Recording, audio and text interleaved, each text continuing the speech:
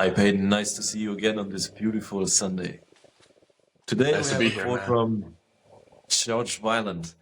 Violet. The credit for growing old with grace and vitality, it seems, goes more to ourselves than to our stellar genetic makeup. It seems we have uh, a lot of potential to move things when it comes to growing old with grace and vitality. Peyton, what are your thoughts about this? Hey, man, it's great to be back. This quote is a great example of an arena of life in which a lot of times we feel like it's out of our control. And obviously, we're human beings, we're Homo sapiens. We look around, we see there's young people and there's old people, and there's differences in their physical makeup between the young and old. And ultimately, death does await us all. Old age does await us all. The sun is being rotated around or revolved around year after year by this rock that we're on. And every time we go around, our cells do decay on some level. We do have epigenetic noise that arises. We do have a surface area of degradation of our physical condition, especially as the decades progress. But just looking at the overall can oftentimes lead us to miss the fact that even in this arena of life, in which fate can seem quite set in its direction, if not in its details, we do maintain a high degree of a locus of control. We do maintain a lot of agency over our reality.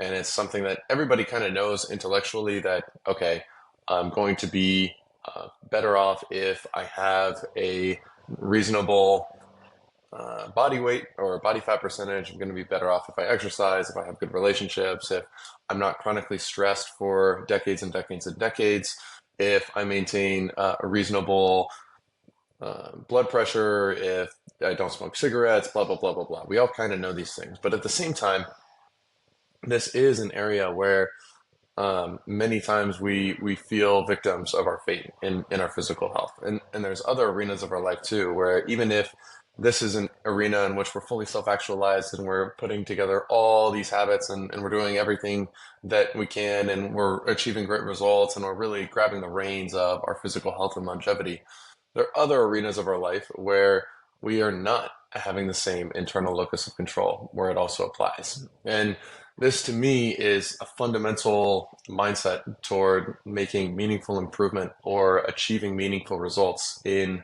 almost any arena, whether it's our interpersonal relationships, whether it's obviously our health, whether it's our fitness goals, whether it's monetary success, whether it's learning, whether it's having the experiences that we want out of life.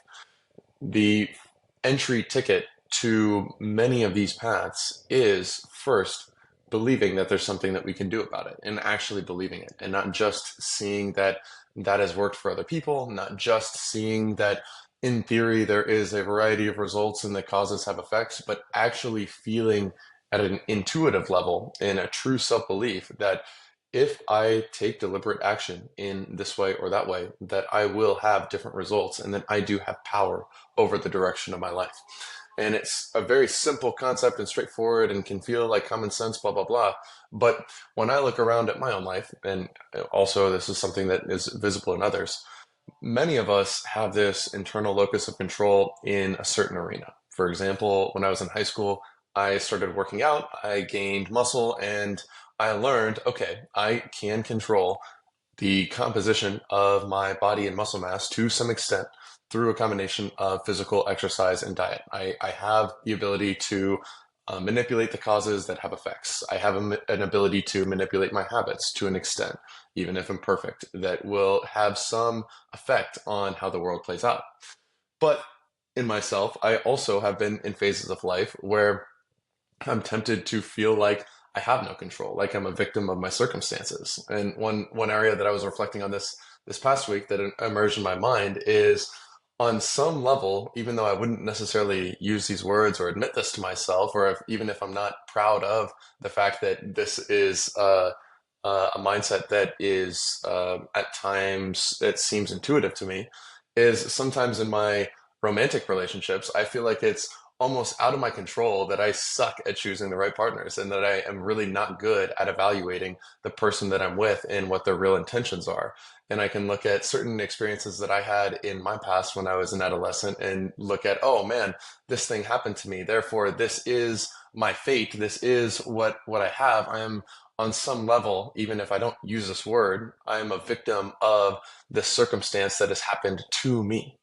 And what I realize is that until I take ownership of this project, until I say that my fate and my destiny is mine and mine alone, and that nothing in my past controls me except to the degree to which it causes me to limit myself, and that my future is boundless. There is no hard and fast limitations on the abilities that I can grow, and the relationships that I can manifest, and the wisdom that I can attain, or the intuition that I can develop with interpersonal relationships, and understanding how to calmly or effectively evaluate the character of the person across from me.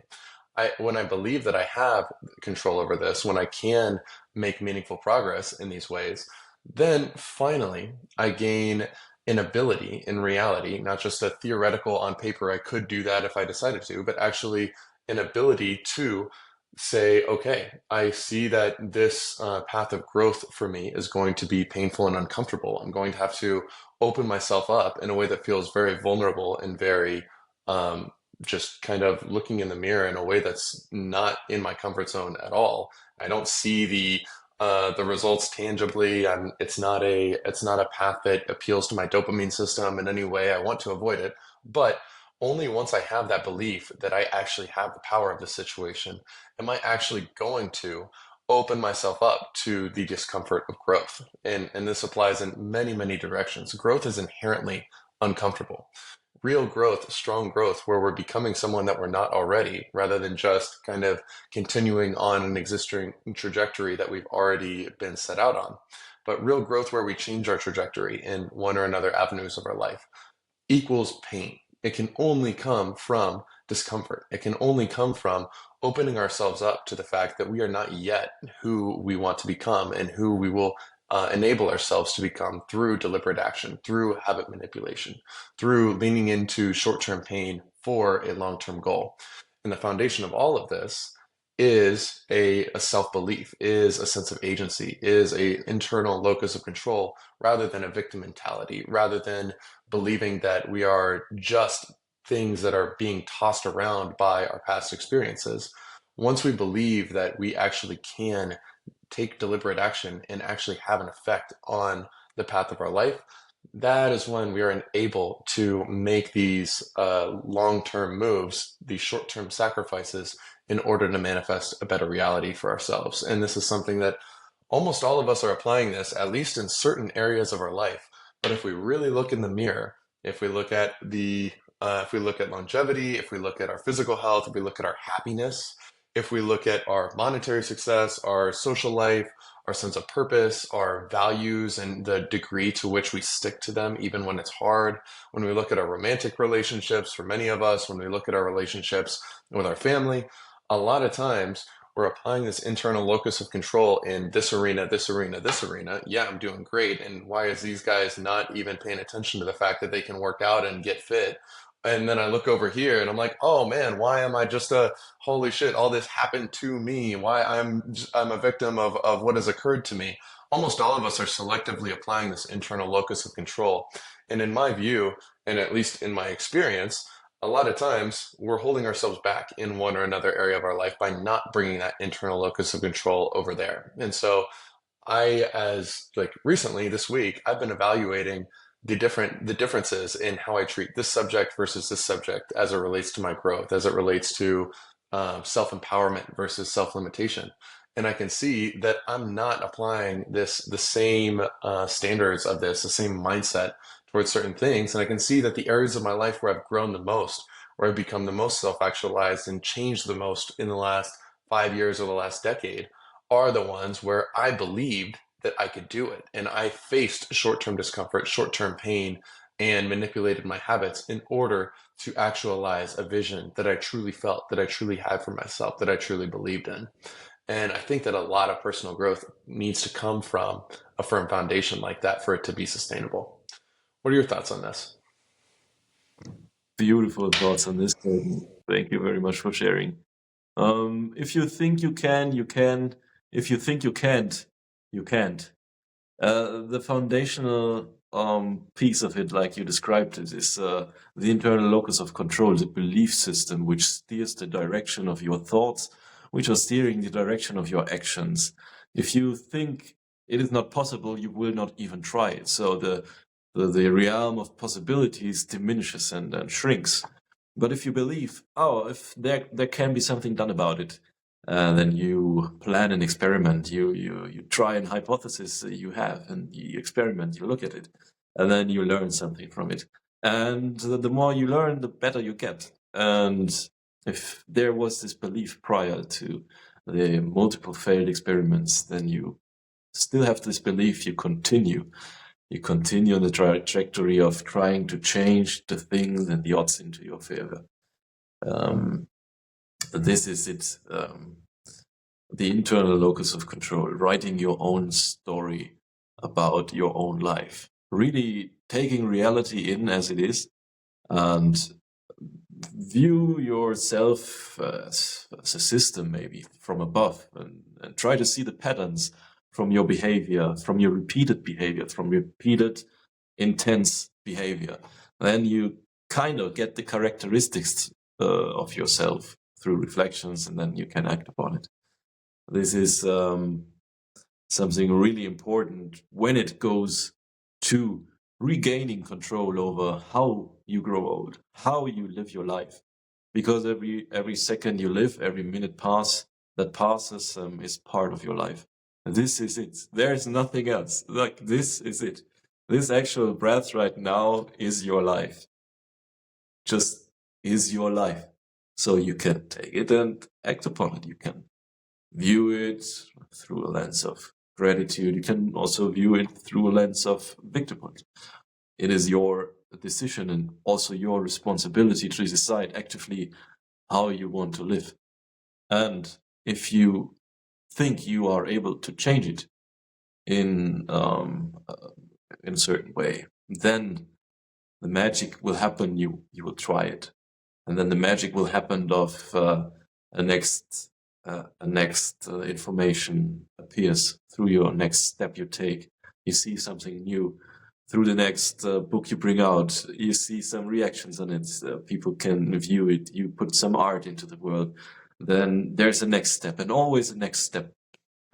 But finish your step first, and then try to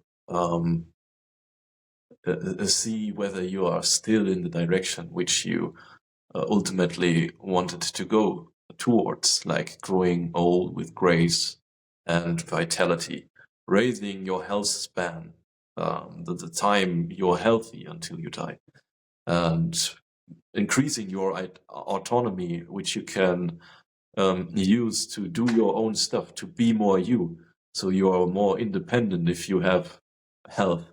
You're more independent if you have autonomy. You can move around like you want. This is ultimately what I think we strive for when growing old, with grace and vitality, like George Weiland said. He's actually the man who was there at the study where the people get monitored over 100 years from this one Harvard study. And he also learned that having a good community where you can go to and dwell in different mindsets and discuss things and mechanisms and how the world works, or how you perceive the world, or share your own view, or even just be together and kind of relax into one's presence. This kind of socializing is really important for us as human social animals, altruistic animals who want to give. Through giving also are receiving. So the more you give, the happier you will become, because there's also a mechanism behind it. And if you get aware of the mechanisms behind what longevity in a sense means, then you can boil it down. At least that's what one doctor looks Dr. Howard Lux describes it, is that in essence, it is getting real sleep, getting good sleep, relaxing and regenerating, because you need to stress your body, but you also need to regenerate your body. It is moving often throughout the day, and movement is one of the most important things about keeping a level of autonomy and independence up. The older you become, the more important it becomes for you to move often throughout the day, even taking the stairs instead of the elevator. Just walking a little bit to the next bus station, maybe, if you feel like it, if the weather is fine. And then just use these possibilities to move more often throughout the day, pushing and pulling heavy things, grocery bags which you carry up the stairs, whatever. And especially having a sense of purpose. Having a sense of purpose, in my opinion, is really important. But more important is not lacking a sense of purpose. Because if you lack a sense of purpose, then your life will not be as meaningful as with a sense of purpose. And the sense of purpose you also can create for yourself. There's plenty of things which call for your attention, but also something inside of you which calls for your attention, something which is within your stellar genetic makeup. Some kind of over 400 talents you still have not discovered, but which are asleep within your potentialities of your genes.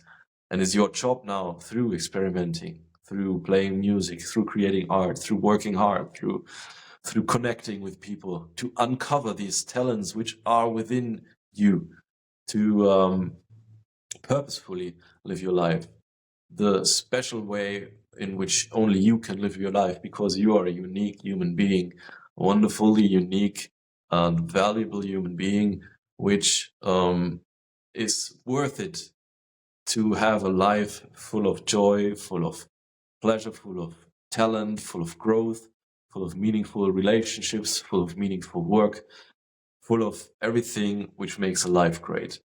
So there are plenty of things which make a life great. Having a lack of a sense of purpose will surely make your life miserable. Having a lack of social relationships will surely not make your life better. Lacking sleep will surely worsen the day ahead. Having no real food but only sugar to eat surely will worsen your day.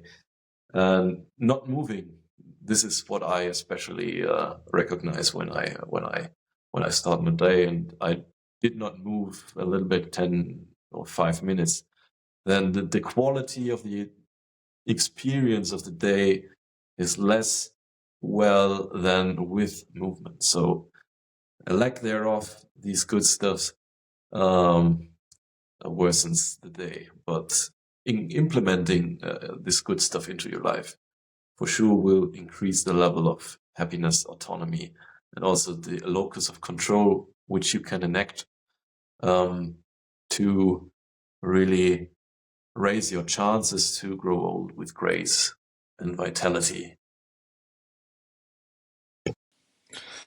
I loved your points and kind of how you started this out with the emphasis on awareness, that take this breath is your life. This moment is your life. This present moment, this sensation of sight, sound, physical touch, smell, etc., and obviously mental formations that kind of superimpose over it all. This experience that we're having is it. The past and the future are thoughts that arise in the present. This, what we're taking in right now, is our reality. This is it.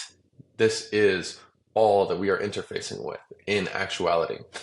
And that foundation of the now, of the present moment, of awareness, it feels to a part of us, to the ego sense of ourself, that this is perhaps a acute cognitive curiosity, perhaps a stress relieving technique, perhaps a tool that is needed to maintain some degree of mental balance. And of course it is all those things, but to put it in those boxes immensely cheapens it.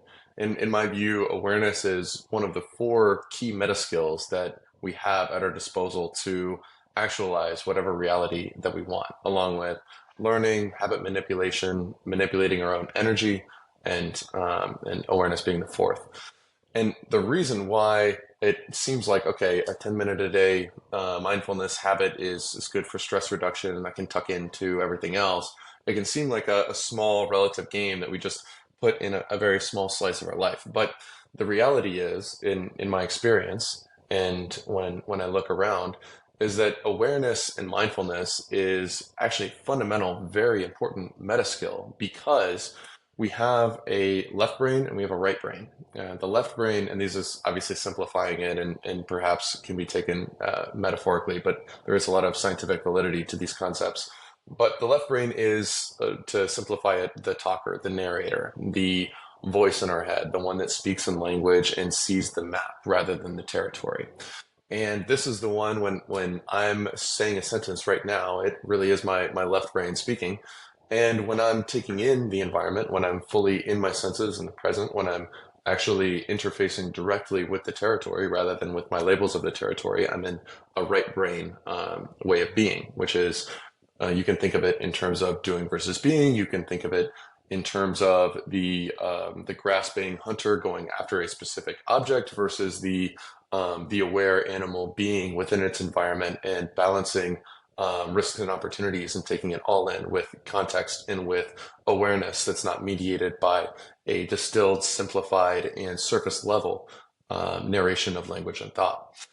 And the left brain is really good for a lot of things. Like it's very useful, and and language and thinking is what we use to obtain a lot of the goals that we have in life. If I want to figure out how to go get a new car, then I need to formulate a plan. Perhaps I need to figure out how to manifest resources in order to do so. And I need a plan for that. And I need to figure out how I can develop certain skills and how I can put certain things in place to materialize an actual course of events that will result in the outcome that I'm going for. And a lot of that can be left brain thinking. If you think about why all of us, or not all of us, but the vast majority of people are right-handed, that's because the left side of the brain controls the right side of the body. Right-handed, we go grasp things with our right hand.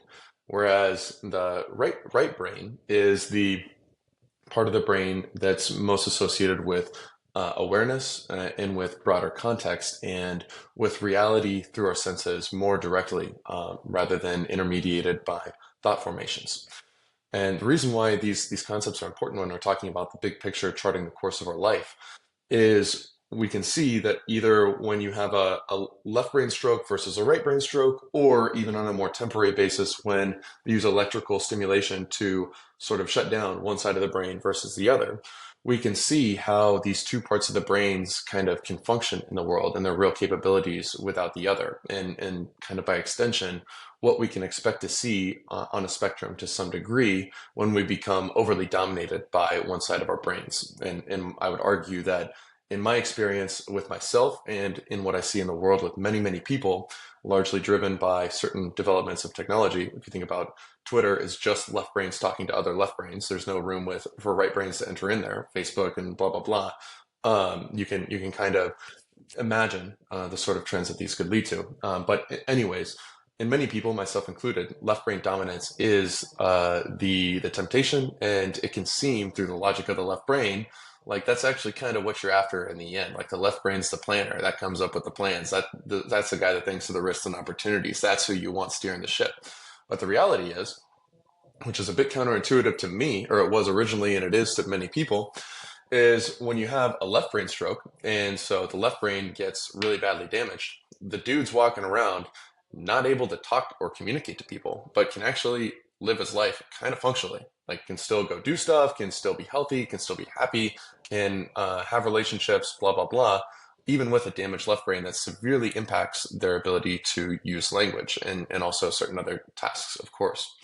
Whereas if you have a right brain stroke in the right brain, this more aware, this more direct territory rather than map side of the brain is damaged, we can still talk, but we absolutely cannot function in the world. We're completely delusional. We're extremely neurotic. We get caught in delusional thinking and thought that isn't mediated by awareness and reality. And obviously, that's an extreme case when there's a stroke or electrical stimulation to just view one or the other. But this actually is something we can see in ourselves when we are excessively dominated by thinking, rumination, planning, blah, blah, blah. This is what leads to psychological illness of many, many forms. If we think about depression, if we think about anxiety, if we think about OCD, many of these things are mediated by thought and by language, even if it's not readily apparent to many people that that's the case. When we're sad, when we're angry in a way that we are all day, we're not continually angry from the body all day. It's actually we are reminding ourselves of this narrative that we have in our mind about why I'm right and this person is wrong, and I'm right to be indignant, and we wrap our identity around it, and we develop an inertia that's mediated by thought and language and largely the left brain. This comes back to why awareness is so important and the practice of awareness is so important for the big picture here, because if we become excessively ruled by the left brain and we don't maintain a balance of the right brain, of awareness, of mindfulness, of a deeper connectivity to our conscious source, in most cases with most humans, we will over time start to deceive ourselves in many ways. We will see that, okay, I'm achieving in here and here. I'm now, let's say, for example, you see the guy, when I was working at a corporation, I saw this all the time. Somebody was sacrificing their whole life to get this job, to get this promotion, to get this promotion, to become a VP, and they lose the entire point of what they're doing it for. In their mind, they still have this story that I'm doing this for my kids or doing this to support my family, or doing this because it's the right thing to do, or whatever, whatever. But when you actually look around, they look at themselves and they're not in good health, physically or mentally. They're not spending time with their kids because they're traveling a lot, they're working a lot, blah, blah, blah. They're just a slave to the next promotion. They're completely stressed. And so they're not present with anybody, their family included. And they don't live a satisfying life where they have genuine connection to their kids that on their left brain story, they're doing all this for in the first place. Whereas in reality, they get caught into these left brain games where it's status and I'm comparing myself with my peers. I want to have a bigger house with my peers. I can compare it because it's a higher price, because it's more square footage, and it's this neighborhood with this name that actually ranks higher in status than the other neighborhoods where my peers are at, or the people that also graduated from Cornell are at. And I have this Cornell name in my head, and I'm really wrapping a part of my identity around that. And I really like that because it's an Ivy League school, but I don't like getting compared to people that went to Penn or Columbia because it's a slightly higher status. And these left brain games that are very, very into status comparison, things that can be put into language, put on paper, and compared in a very explicit sense, it causes many, many people to fall down a path where they lose track, they lose awareness of the big picture, of the fact that this is their life and they are not happy and they are not connected with anybody, even themselves, even their children that they claim to be making a lot of these sacrifices of their mental health and physical health for. Their kids are not happier because of this. Their kids are not more connected with them because of this. Their kids are not living better lives because of this. But this is a lie and a delusion that when the left brain is surrounded by many other left brain dominated people in a specific subculture that is very status based normally, it can be very easy for a collective group to become totally detached from awareness and from the right brain, from the source that can give them balance and strength, and see at a big picture level, oh shit, what is this worth to me if I'm not in good physical health, if I feel like shit, and if nobody loves me and I don't feel love for other people? What am I actually doing all this for? That people can go decades without answering that question for themselves and end up in a place where they genuinely did not spend their life in a way that was satisfying to themselves or others or made the world a better place. And this is a risk that all of us run into in various, very various forms. Being like, I like to beat up on um, corporate VPs, but it's just as much a temptation for people in other subcultures, but it comes in different forms. But lots of these are manifestations of people becoming excessively ruled, excessively dominated by the talker, by the ego, by the left brain, by the narrative, by the language, by status games, by culture, by all of these things that are explicit rather than implicit, aware, and felt. And this is a temptation that as somebody that's very verbally dominated in my mind and not a visual thinker, but a verbal thinker, and as somebody pursuing a lot of very challenging worldly pursuits in various directions, this is a core temptation that I face in my life that I succumb to and lose my balance many, many times over and over and over. And it's only through coming to certain habits of that are largely taught by people that intuitively understand this stuff way better than I do by their nature, am I able to sometimes succeed and bring myself back into balance and calibration. I'm not getting too carried away down these paths of delusion that the left brain so often tempts us in.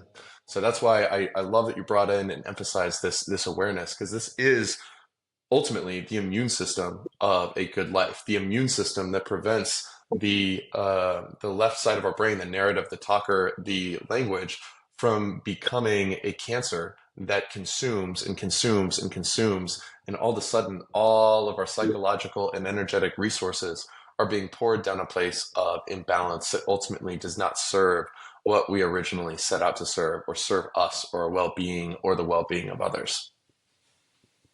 Beautifully put. That awareness is the key, because you also need awareness for your mission in life. Awareness for what is the actual price you are after with living the life you live, with living the way you live, and not being controlled by the story other people tell you to live your life like.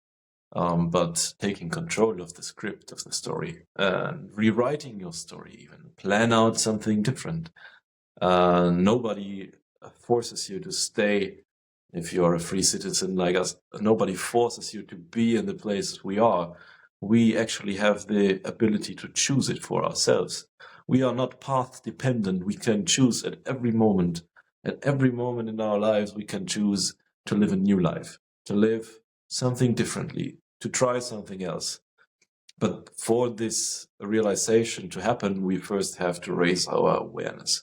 We have to make the unconscious conscious through reflecting, through talking with friends about stuff like we do, through really feeling into your body where you are tense when you think of which concept ever, through alleviating this tension through movement, whatever.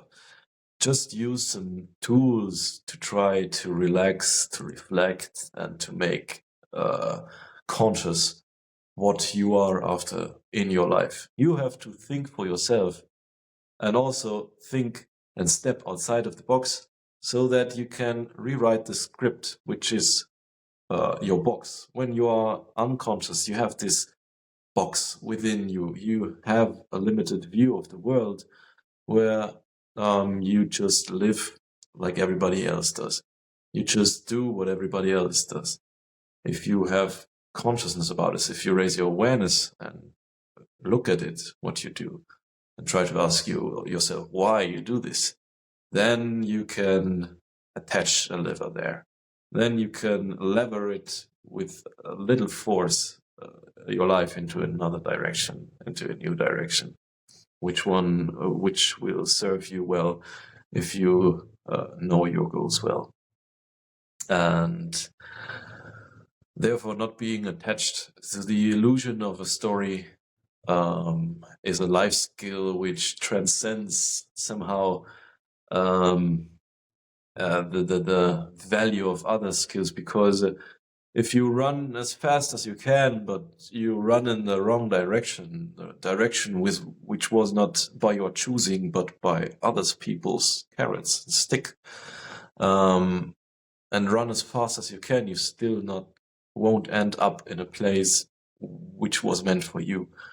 To end up in a place which was meant for you, you have to gradually improve in doing you and knowing yourself and doing what is meant to be done by you, because you have these unique abilities, these unique gifts, these unique interests, which you dive in deeply and then discover the whole world, and even enhances the fire of your interests so that you can serve the world with your unique talents, which you uncover by doing what you love.